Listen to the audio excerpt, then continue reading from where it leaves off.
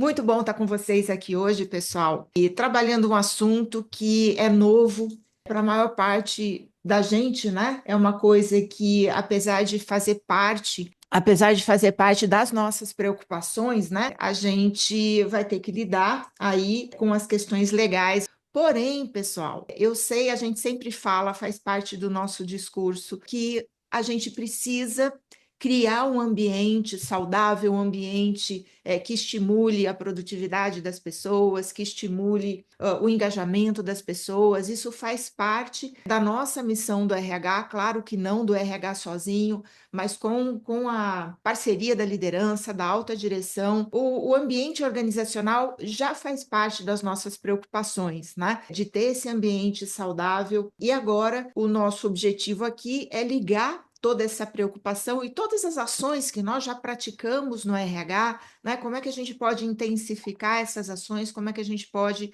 procedimentar essas ações para que a gente ligue tudo isso com o que é requerido da NR5, da NR1. Eu queria começar falando com vocês sobre o contexto organizacional, né? A gente está falando aqui de fatores, riscos psicossociais que possam afetar a saúde emocional, a saúde mental dos colaboradores, né? Então, eu queria começar explorando um pouco o ambiente organizacional. A gente sabe que esse contexto que a gente vive, que as empresas, elas são pautadas por uma certa pressão por resultados. E existe um nível natural de estresse em relação a tudo isso. Mas o que a gente tem que fazer em relação a isso? Qual que é o desafio nisso tudo? É a gente dosar, né? É a gente nivelar esse nível de estresse natural do ambiente organizacional com a criação desse ambiente saudável. E hoje eu quero discutir vários pontos aqui com vocês. Fiz uma pesquisa em relação ao que está rolando aí, em relação a essa parte, né? A esse pedaço específico da NR1, que são os fatores psicossociais, que é o que está chegando de novidade por aí, né? E pensando que esses fatores, eles são conectados a emoções, são conectados a reações muito subjetivas das pessoas, né? É uma coisa muito subjetiva e depende muito do modelo mental de cada um, né? As pessoas reagem diferente diante de uma mesma situação. Então, uma situação que estressa uns, de repente não estressa outros. Uma situação que um consegue lidar num determinado limite, os limites variam de pessoa para pessoa, né? Isso que eu queria trazer para vocês aqui de início, para dizer que nem sempre é fácil a gente lidar com tudo isso, nem sempre é fácil a gente ter controle absoluto de tudo isso. O que a gente pode fazer é trabalhar, empreender ações para que a gente realmente tenha um ambiente saudável e que a gente minimize ou elimine esses riscos dos fatores psicossociais acabar impactando na saúde mental dos nossos colaboradores, né? Ninguém quer isso, é claro que todo mundo quer um ambiente saudável e nós vamos ver aqui como é que a gente vai poder fazer isso, tá? Muito bom. Então, eu vou compartilhar aqui com vocês. Eu fiz umas pesquisas, né, durante esses últimos dias, né, em relação a tudo que está sendo discutido em relação a essa norma, e eu montei aqui um mapa mental para compartilhar com vocês, para a gente discutir em cima de um raciocínio, né, de uma linha de raciocínio, porque tem bastante coisa aqui para a gente discutir. Então, vou compartilhar com vocês aqui, e o intuito, pessoal, é a gente. Deixa eu mostrar aqui para vocês como é que eu estruturei a nossa aula, tá? Vocês já estão vendo a minha tela? Estão vendo o mind map aí? Sim, sim, sim. Maravilha. Então, como eu estruturei o nosso bate-papo de hoje, né? Eu fui buscar, fiz uma pesquisa sobre as principais fontes de riscos, né? Desses fatores psicossociais. Então, eu encontrei aqui, fui classificando, né? Fui mapeando os riscos que eram discutidos nos materiais em que eu pesquisei, e eu encontrei aqui 4 agrupamentos, né? De fontes de riscos. Fontes de riscos relacionados à cultura organizacional, fontes de riscos relacionados com a organização do trabalho ou com a falta da organização do trabalho, né? Fontes de riscos relacionados à gestão e liderança, né? Gestão de pessoas e liderança, e fontes relacionadas a relações interpessoais. E o que que eu fiz aqui? Através dessa pesquisa, né, desse agrupamento de fontes, eu fui tratando aqui do outro lado de ações, do que a gente pode fazer, do que é importante a gente pensar em relação a cada uma dessas fontes e o que a gente pode fazer em termos de gestão de pessoas para minimizar ou eliminar esses riscos, ok? E também vou trazer aqui para vocês, nem todo mundo de vocês estão dentro da nossa plataforma de gestão de pessoas, nem todos são usuários da plataforma. Nós temos aqui alunos da academia, coros de gestão de pessoas, que não estão ainda, né, utilizando a nossa plataforma. Mas eu vou trazer aqui também, além das ações que a gente pode empreender para minimizar esses riscos ou eliminar, né, o intuito o melhor dos mundos seria eliminar esses riscos, mas como eu falei para vocês, como eles são muito subjetivos, o nosso papel é minimizar ao máximo. E eu vou trazer para vocês aqui como essas ações que a gente pode empreender, como elas são facilitadas dentro da plataforma Chorus, né? Para vocês que são usuários da plataforma. Então, vou começar aqui falando da fonte de risco relacionada à cultura organizacional.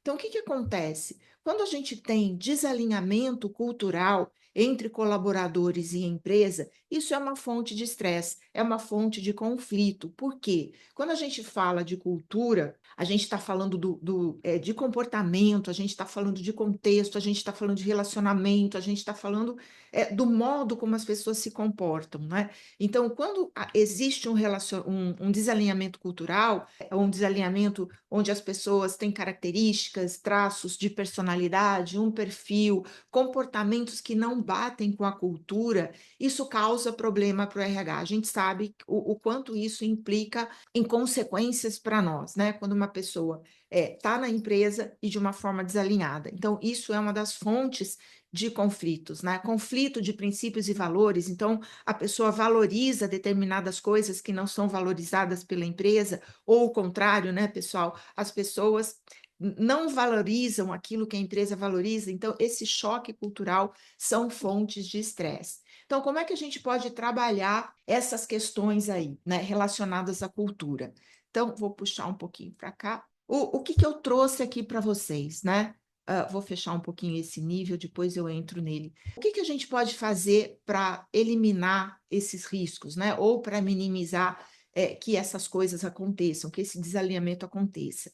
Primeiro, a gente tem que ter muito claro, ou muito claros, os elementos da cultura, né? As diretrizes culturais que vão dizer para a gente, né, o que que a empresa valoriza, como ela se comporta, qual é a missão dela, né? Que missão, visão e valores são as grandes diretrizes culturais de uma organização. E principalmente no quesito de valores, né? Nesse limite dos valores organizacionais. Enquanto a missão fala do propósito da organização, fala da razão da empresa existir, e a visão trata do futuro que a empresa quer alcançar, dos objetivos, dos resultados a serem alcançados, os valores falam de comportamentos, os valores falam do modo como as pessoas se relacionam dentro da empresa, desse comportamento organizacional de uma forma geral. Então, a gente precisa ter isso muito bem claramente definido, tanto para o RH, quanto para as lideranças, quanto para os colaboradores. E é isso que vai nortear muitas das ações que a gente vai ver aí nos outros campos, né?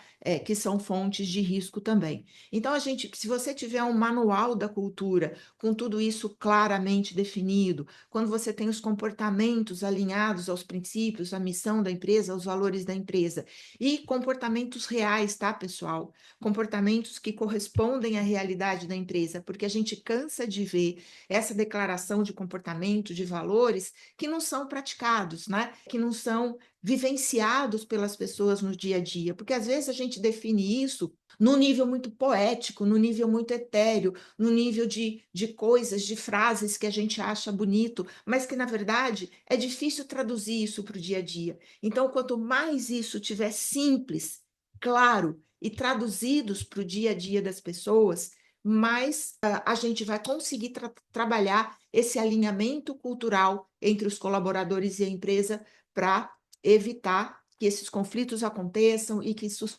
gere fonte de riscos de saúde mental, né? Deixar claramente definido aqui, quando a gente fala de comportamento alinhado, o que é valorizado e o que é aceito e o que não é, tá, pessoal? Isso é muito importante. Eu me lembro aqui de um caso, até coloquei aqui alguns exemplos para eu lembrar de falar para vocês. Numa empresa onde eu trabalhei, quando eu era gerente de RH ainda, existia uma peça dentro da empresa, uma pessoa que trabalhava com muita fofoca, com rede de intriga, que levava uma conversa que ele ouvia num lugar para outro lugar, gerava uma trama entre as pessoas que criava um clima, isso numa das unidades da empresa, na unidade de São Paulo. Era uma fonte de discórdia ali, né? Então, esse era um tipo de comportamento que prejudicava muito o ambiente organizacional, a produtividade das pessoas, os relacionamentos dentro da empresa. Isso não estava claramente definido no manual, não estava claramente exposto para as pessoas o quanto esse comportamento era prejudicial do ponto de vista cultural. Incluímos esse comportamento num rol de comportamentos não aceitáveis. Isso foi para um código de conduta da empresa e essa pessoa foi desligada, né? E todo mundo sabe por que que ela foi sabia na época, né? Soube por que que ela foi desligada.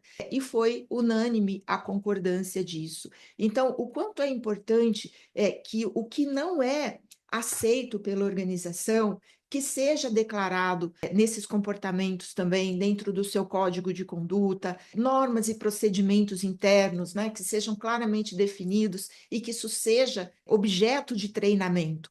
Cultura, pessoal, é uma coisa viva, não é uma coisa que você define, treina e pronto, acabou. Né? Ela está ali treinada, vai durar para sempre. Não, os comportamentos das pessoas, eles vão modificando através das experiências que as pessoas têm, a partir das vivências de situações pelas quais elas passam, e isso vai arraigando na cultura organizacional. E se você não trabalha essa cultura nos seus treinamentos, não tem ações de consolidação dessa cultura, ela vai acabar ficando ali no papel, ela vai ficar na formalidade e não vai passar para o nível da vivência. Então, nesse sentido, trouxe até um pouco de conceito de teoria aqui para vocês, tá? Essa é uma teoria de cultura organizacional que eu gosto muito porque reflete muito a realidade das empresas.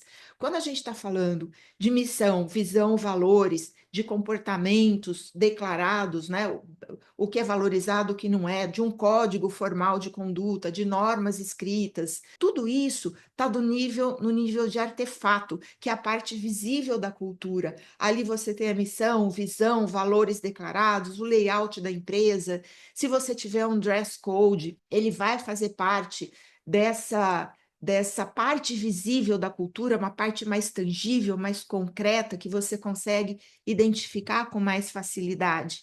No nível dos valores e crenças, que é o segundo nível, tudo isso que a gente definiu na parte visível da cultura, elas vão além da escrita e ela começa a se refletir no comportamento das pessoas. As pessoas começam a respeitar essas regras, a respeitar, a agir de acordo com aquilo que foi declarado, tá? E no nível mais profundo da cultura, que é aí quando a cultura está realmente sedimentada, essas crenças e valores passam para o nível inconsciente. Então, as pessoas elas incorporam os comportamentos sem pensar que isso é uma regra.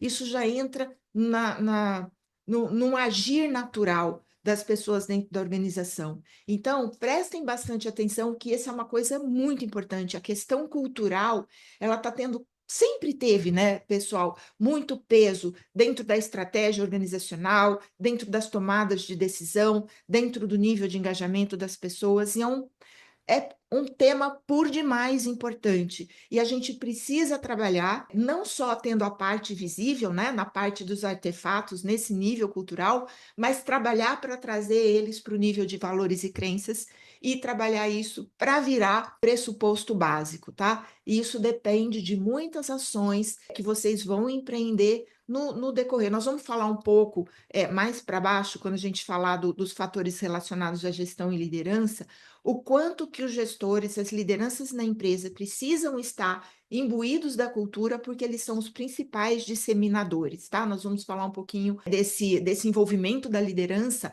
lá quando a gente falar desse outro fator de risco, tá? Mas é muito importante.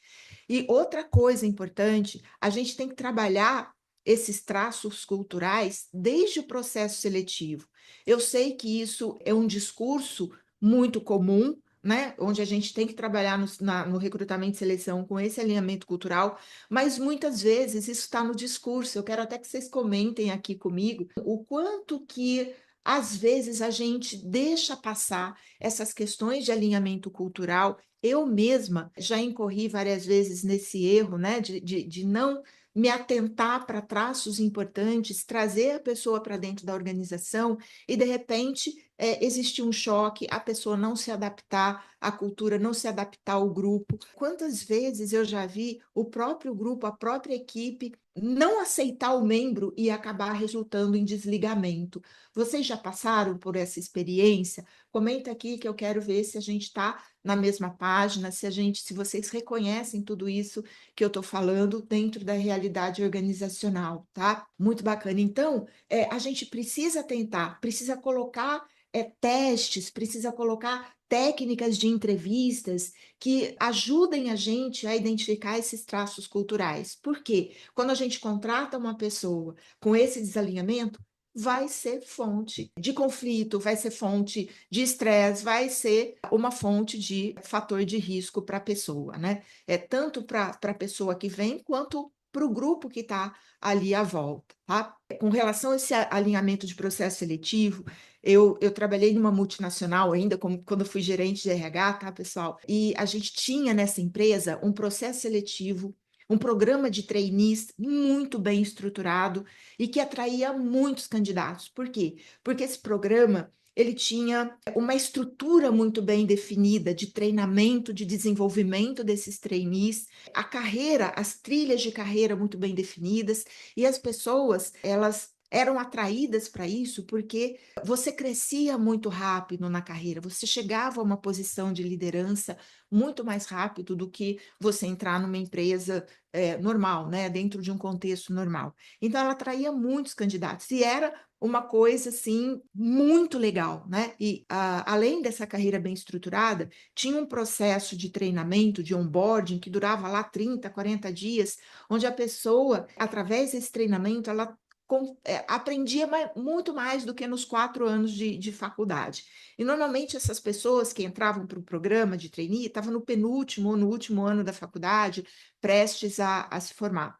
Só que esse ambiente organizacional, ele exigia muito das pessoas. Para as pessoas terem essa evolução rápida de carreira, era exigido muito esforço, muita dedicação das pessoas. As pessoas perdiam muita aula, porque eles iam para campo, né, para trabalhar, para prestar serviço para clientes, e ficavam períodos longos viajando, perdiam aula, tinham que negociar com a escola, negociar com o professor, fins de semana longe dos namorados, das namoradas, longe da família, e um processo, uma dedicação muito grande a um aprendizado rápido e uma aplicação do que tinha sido aprendido dentro do contexto de trabalho. Então, tudo isso a gente expunha quando a gente ia para as faculdades fazer a captação, né, de candidatos nos programas de trainee. A gente reunia os candidatos e rasgava o verbo mesmo, né? Trazia tanto a parte boa, maravilhosa, que é de carreira bem estruturada, crescimento rápido, aprendizado rápido, com aquilo que as pessoas teriam que abrir mão quando entrasse na empresa, né? Isso minimizava muitos riscos. Acontecia da gente trazer pessoas que não aguentavam aquele nível de esforço, acontecia, mas a grande maioria seguia no ritmo. Por quê? Porque foi tudo claro, que é combinado não é caro, né, pessoal? A gente sabe também que existem empresas com culturas mais orientadas a resultado, né, que tem um nível de cobrança muito grande. A gente precisa identificar o colaborador, esse alinhamento, porque se a gente trouxer uma pessoa desalinhada para dentro do negócio, vai acontecer essa ruptura, vai acontecer essa fonte de estresse, tá? Eu trouxe aqui para vocês uma questão de comunicação visual também, porque eu sei que muitas empresas têm o seu código de vestimenta, têm a sua identidade visual, principalmente empresas prestadoras de serviço que lidam com clientes, né? Eu trouxe até um caso aqui muito recente de uma clínica de ginecologia aqui da minha cidade, né? Que a gente tem amizade com os diretores. e eles estavam relatando uma situação muito típica. Eles tinham lá uma área da clínica em que tinha desenvolvido um protocolo para tratamento dos sintomas da mulher no período da menopausa, né? Então, o público-alvo desse protocolo, desse produto da clínica, eram mulheres de 45 a 55 anos, mulheres maduras, né? Focando uma determinada classe social como público-alvo. E uma das ginecologistas, né, era uma recém-formada, mas muito competente, uma pessoa que tinha capacidade, tinha conhecimento para atuar, mas ela era uma pessoa alternativa. Ela era cheia de tatuagens pelo corpo e se vestia de uma forma muito jovial. E aqui, pessoal, quero deixar muito claro, eu não estou falando, não estou abordando nenhuma questão, nenhum juízo de valor de certo e errado. Não tem certo e errado. Nós estamos falando de alinhamento cultural, tá? Então, o que que acontecia? Uma das médicas, uma das ginecologistas, fazia a consulta, propunha o tratamento, propunha o protocolo e fechava um número muito maior de clientes que iam aderir a esse protocolo do que essa ginecologista que tinha esse visual mais jovem, mais alternativo, enfim. E isso a partir de pesquisa, né, de entendimento do porquê que as clientes não fechavam o pacote com ela, sempre que as pessoas saíam da consulta, foi legal, mas eu vou pensar, preciso falar com meu marido, vou, enfim, né? E sempre reticentes, né? E chegaram-se à conclusão de que esse poderia ser o fator da empresa não conseguir emplacar esse pacote através dessa pessoa. De novo, nenhum juízo de valor, né? As pessoas, elas precisam, elas podem escolher como elas querem se apresentar, como elas querem viver, o que que elas querem para a vida delas. Mas a gente sabe, vocês que vieram, eu sei que muitas de vocês vieram da área da psicologia, né? E a gente sabe que os iguais se atraem. Então, quando a gente reflete, a gente tem até a questão do espelhamento, né? Quando você adota a linguagem corporal da pessoa que está conversando com você, quando ela se sente parecida com você, a liga, né? O rapport ali acontece mais rápido, a gente sabe que isso é do comportamento humano. Eu me lembrei agora, tinha um documentário do GNT que foi do começo dos anos 2000, mas muito bacana, um documentário que chamava Zoológico Humano, e eles faziam experiências de comportamentos, de perfis, de reações das pessoas, e eu me lembro de um dos experimentos onde eles colocavam uma pessoa com trajes muito simples, surrado, vestia a pessoa dessa forma e colocava ela deitada no chão, ali numa escada de um prédio. E as pessoas passavam por essa pessoa deitada como se fosse alguma coisa da paisagem, do ambiente. E aí, quando eles inverteram o experimento, colocaram um homem de terno, gravata, com uma pasta, cair, as pessoas paravam para ajudar. Justo não é, legal não é, mas a gente não pode ignorar que essas coisas acontecem. Vocês concordam, pessoal? Eu gostaria que fosse diferente, mas essa é a natureza das pessoas. Então, trazer esse alinhamento para dentro da empresa, combinar antes, já no processo seletivo, olha, aqui na empresa existe um dress code, enfim, né? A gente sabe que existe essa identidade visual, a gente reconhece advogados porque eles têm determinadas características, a gente reconhece um grupo de médicos porque tem determinadas características. Então, trabalhar esse alinhamento no processo seletivo é evitar conflitos que vão acontecer depois. Muito bom. Alinhamento com cargo, super importante. Nós vamos falar um pouco mais disso na organização do trabalho. Como uma arquitetura de cargos bem definida, uma arquitetura de cargos que define o que é requerido de cada cargo. E, pessoal, não com a visão da liderança, tá? Eu sei que muitos processos seletivos, eles começam com o RH sentando junto com o líder e montando um perfil da vaga. A gente sabe que quando acontece isso, é muito comum o líder desenhar um perfil ali que pode ser muito maior do que o cargo requer. ou pode ser menor do que aquilo que o cargo requer. Então, quando você faz esse alinhamento, sem ter uma arquitetura de cargo, sem ter funções bem definidas, sem ter o que é esperado do colaborador em termos de desempenho, o que é esperado dele em termos de conhecimentos e habilidades, a coisa fica subjetiva, fica ali na visão da liderança na hora que a gente vai definir a vaga. Por isso, aqui a gente defende, e eu vou trabalhar com vocês ali na próxima fonte de fator de risco, que é a organização do trabalho. O quanto é importante a gente ter essa arquitetura, com a definição de tudo que é requerido dos cargos, já pré-definido, com base nos processos da empresa, com base na dinâmica do negócio, para a gente trabalhar essa vaga, para a gente poder ter uma base sólida para fazer o alinhamento cultural.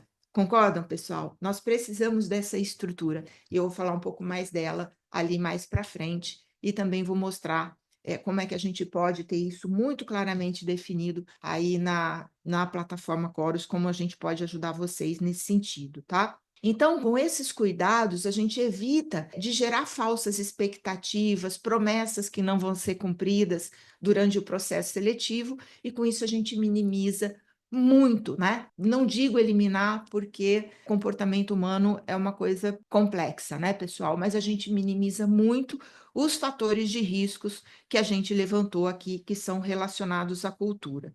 Tudo bem até aqui, pessoal? Querem comentar, perguntar alguma coisa em relação a esse campo da cultura como fator de risco psicossocial? Coloca aqui que se vocês tiverem algum comentário, a gente pode abrir o microfone, tá? Vamos agora para a organização do trabalho, né, que é outra fonte de risco psicossocial. O que a gente vê aqui dentro da organização do trabalho como risco, né? Sobrecarga de trabalho. Isso tá, inclusive, eu vi em textos e interpretação da norma, tá? Sobrecarga de trabalho, excesso de demanda, jornadas de trabalho muito extensas, sem intervalos, muitas horas extras para cumprir, para dar conta dessa sobrecarga.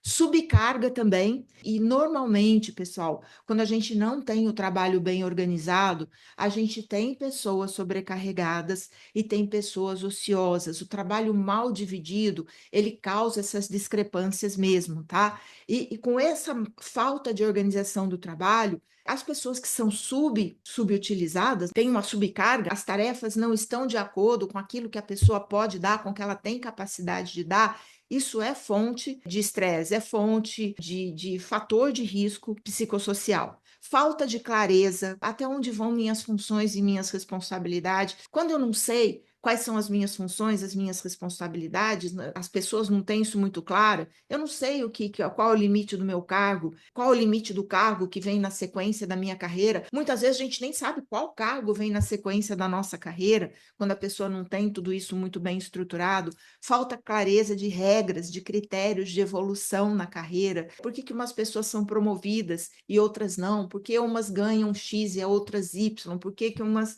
recebem aumento e as outras não? Tudo isso são fontes de risco que vêm da má organização do trabalho. Então, o que a gente pode fazer aqui? O que a gente deve fazer, na verdade, né, para minimizar ou para eliminar esses riscos? Primeiro, a gente tem que trabalhar com uma divisão eficaz do trabalho. E a gente sabe que muitas vezes a empresa não dá atenção para esse ponto. Eu quero chamar a atenção de vocês aqui para o modo tradicional de fazer descrições de cargo. O modo tradicional, ele trabalha com a fonte de informação sendo o próprio colaborador. Mas quando a gente tem o trabalho desorganizado, aquilo que o colaborador vai relatar em termos de atividades realizadas, de tarefas que ele desenvolve, que ele executa, vai ser uma fotografia do status quo. Vocês concordam? Antes de fazer essa divisão, de definir o que cada cargo tem que fazer, o que é esperado de cada cargo, a gente precisa da organização desse trabalho. E a organização desse trabalho, ela é feita através de processos. Quando a gente tem os processos bem estruturados, os processos bem organizados, a gente consegue atribuir essas atividades e responsabilidades para os cargos de uma maneira muito mais eficaz, de uma maneira muito mais efetiva. Quando a gente faz a definição de cargos e funções sem organizar antes os processos, a gente tira uma fotografia da desorganização do trabalho e carrega para as descrições de cargo. E isso não dá clareza para as pessoas, porque o que que acontece via de regra, e eu quero que vocês se coloquem aqui com um sim ou não, para eu saber se vocês enxergam essa realidade. Essas descrições de cargo, né, essa definição, essa divisão do trabalho, a definição do que cada um deve fazer, ela se descola da realidade. Então, você fica com uma descrição de cargos onde o dia a dia do trabalhador é diferente daquilo que foi construído. Conta para mim se vocês já ouviram isso. Coloca um sim ou não aí, só para eu saber. Bem rapidinho, coloca aqui no chat. Na minha visão, em toda a minha experiência, em todas as empresas que eu trabalhei, todas as empresas que eu prestei serviços, que eu implementei plano de cargos e salários, essa é uma realidade. A gente fica com uma divisão formal do trabalho que não se reflete no dia a dia. Por quê? Porque a gente não fez isso com base na organização dos processos. A gente não organizou o trabalho para depois definir qual parte cabe para cada um.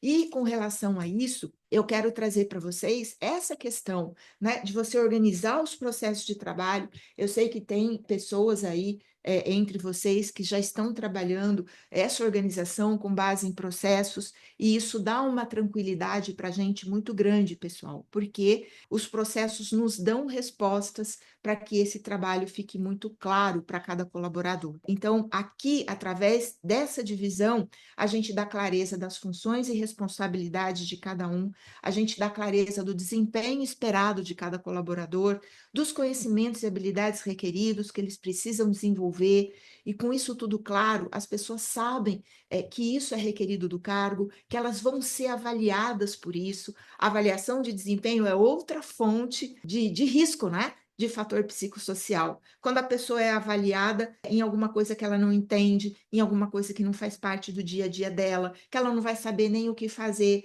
para melhorar, onde que ela vai aplicar aquela melhoria. Então, tudo isso tem que estar conectado, sabe? Tudo que está no processo de avaliação tem que nascer dessa arquitetura de cargos. E isso deixa claro para o colaborador o que é esperado dele. E quando ele sabe o que é esperado, quando existe esse alinhamento de expectativa, a gente elimina muita fonte de estresse, a gente elimina muito conflito, a gente elimina muita fonte de risco.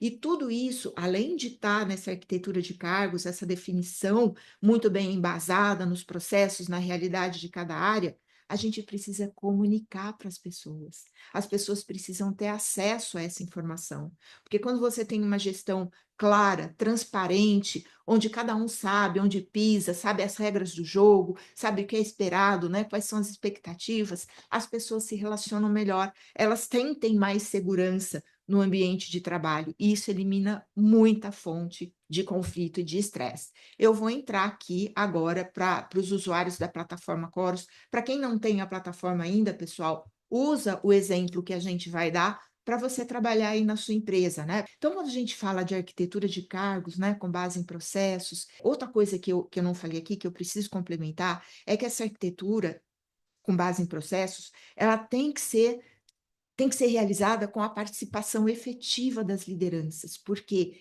são os líderes que conhecem os processos das suas áreas, são os líderes que enxergam, né? Eles são responsáveis por gerenciar esses processos, e quem executa esses processos são as pessoas que respondem para eles.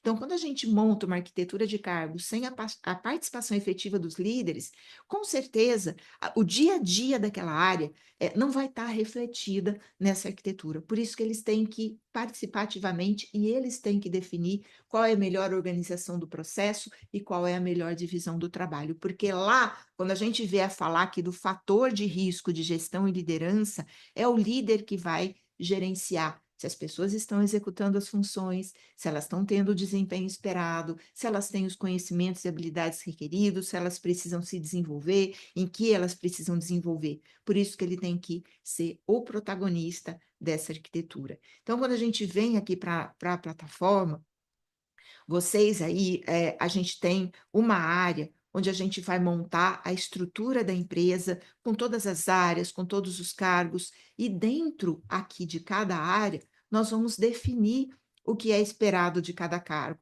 Então, só para vocês terem uma ideia, da clareza que isso tem, né? Quando você organiza processos, está vendo aqui? Eu tenho um processo de vendas, estou dentro de uma área comercial, eu tenho um processo de vendas inbound, com a sequência de atividades desse processo, eu tenho um processo de vendas outbound, a sequência de atividades desse processo, enfim. E aqui, a partir dos processos, eu distribuo as atividades para os cargos da estrutura dessa área, junto com o gestor.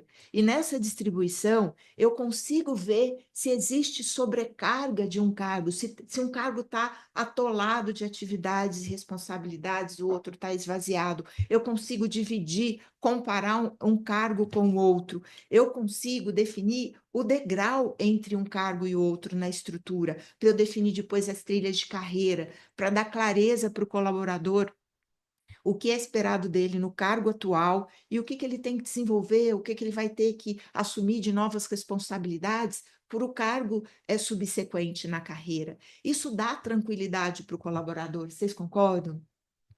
As pessoas sabendo, eu estou no meu cargo, isso é esperado de mim, se eu for para o cargo seguinte, o que eu tenho que me desenvolver, o que eu vou ter que performar melhor, o que eu vou ter que executar em termos de atividades no cargo seguinte. Então, aqui dentro da plataforma Chorus, ela te ajuda a dividir adequadamente o trabalho, né? Fazer uma divisão eficaz do trabalho, analisar sobrecargas, analisar ociosidades e deixar muito claro o degrau entre um cargo e outro, para depois você poder trabalhar com critérios claros, com critérios transparentes, as decisões de promoção, as decisões de aumento salarial. Tá? Eu vou perguntando aqui para vocês, vão só respondendo sim ou não aqui no chat, se isso está claro para vocês. Se não tiver, deixa a sua pergunta, que ao terminar esse pedaço de explicação, eu vou trabalhar com vocês aqui no esclarecimento, tá, pessoal?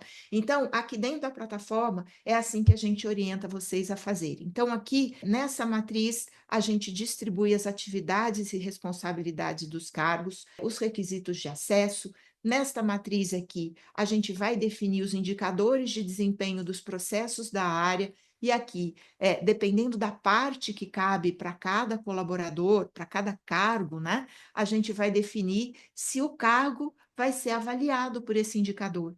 Se lá dentro das atividades do cargo, a partir daquelas atividades, se a pessoa consegue melhorar ou piorar o indicador. Quantas vezes a gente define um indicador de desempenho para a pessoa que, através das atividades que ela desenvolve, ela não consegue melhorar ou piorar o indicador. Então, a gente tem que ter muito cuidado com essa atribuição. Por isso que os indicadores de desempenho, eles têm que ser definidos de acordo com as funções e responsabilidades da pessoa, com aquilo que foi definido para o cargo da pessoa. E quando a gente trabalha com indicadores de desempenho dos processos, isso fica muito mais claro, porque a gente divide as atividades dos processos para os cargos e a gente atribui na avaliação de desempenho os indicadores de desempenho que aquela pessoa é responsável por gerar ou corresponsável por gerar. Aqui a gente também define, ó, então em cada uma dessas matrizes a gente consegue ver o degrau entre um cargo e outro. Eu consigo ver quais são os indicadores do cargo de coordenador, de consultor de vendas, de assistente de vendas. Aqui, quando eu falo de hard skills, a mesma coisa. A gente define os conhecimentos requeridos do processo e a gente define em que nível esse conhecimento é requerido de cada cargo. Com isso, eu vou criando clareza de degrau entre um cargo e outro. Fica claro para vocês, pessoal, como a plataforma ajuda vocês a estabelecerem, a fazer uma divisão eficaz do trabalho? Aqui, as soft skills, a mesma coisa, né? A gente define as soft skills requeridas de cada cargo em cada nível da carreira. E aí, como eu falei para vocês, mais do que definir, mais do que dividir adequadamente o trabalho, a gente tem que dar clareza para as pessoas, tá? Então, nesse sentido, o que eu oriento vocês, usuários da plataforma? Que vocês fomentem o acesso dos seus colaboradores às suas páginas individuais. Aqui eu tenho a página individual de um colaborador, onde o colaborador tem acesso a todas as informações relacionadas a ele, em termos de avaliação, em termos de plano de desenvolvimento, em termos de feedbacks, tudo isso aqui dá uma clareza e transparência, traz o colaborador para dentro dessa gestão, e essa clareza é minimizante, né? Ela minimiza essas discrepâncias, os conflitos, deixa tudo muito claro, muito embasado, muito fundamentado. E aqui na página individual existe a descrição do cargo do colaborador, né? O sistema já pega tudo que você definiu para o cargo lá e já traz aqui. Então, o colaborador já sabe o que é esperado do cargo dele, em termos de atividades e responsabilidades, em termos de atividades pontuais, em termos de indicadores de desempenho, em termos de soft skills e de hard skills. E além disso, está na página individual do colaborador, a gente orienta que, uma vez feita essa divisão do trabalho, que exista um momento em que o líder sente com os seus liderados e discuta. Essas são as suas funções, esses são os desempenhos, os indicadores de desempenho que são esperados de você. É isso que a gente vai avaliar. A área precisa da sua contribuição aqui. Então, é preciso ter esse momento, né? Não só de ter isso formalizado no nível cultural dos artefatos, mas que a gente desça isso para o entendimento do colaborador. Então, esse momento onde o líder ele se reúne com cada liderado e discute o escopo do cargo de cada um, é um ponto muito importante para alinhar a expectativa e para evitar conflito, para evitar desalinhamento. Então, aqui dentro da organização do trabalho, essa divisão ajuda muito a gente a alinhar a expectativa, a tirar sobrecarga de trabalho, e também quando a gente faz isso com o gestor, né, no dia a dia ele vai ter que monitorar isso. E quando essa divisão está feita de uma forma eficaz, de uma forma fundamentada, o líder é capaz de identificar no dia a dia do trabalho se um cargo está sobrecarregado, mais sobrecarregado do que o outro, se precisa fazer uma redivisão do trabalho, tá? Então é muito importante que a gente tenha isso, não só formalizado, não só dividido e estruturado dessa forma, mas que isso esteja claro para o colaborador, seja alinhado entre o líder e o liderado, e que isso esteja disponível aqui, e isso está disponível para vocês na página individual do colaborador dentro da plataforma, tá? Bom, o próximo bloco, deixa eu fechar aqui. Fechamos. Alguma dúvida sobre a organização do trabalho, pessoal? Sobre como todas essas ações que eu coloquei aqui para vocês minimizam esses fatores que a gente levantou aqui, que são relacionados à organização do trabalho? Minimiza que a gente tenha gente sobrecarregada, gente subcarregada, a gente evita que tenha falta de clareza do que é esperado de cada um, das funções e responsabilidade, e faltas de clareza nas regras e critérios de evolução. Eu vou falar um pouquinho mais dessa clareza de critérios de evolução agora no próximo bloco, que tem a ver com gestão de pessoas e liderança.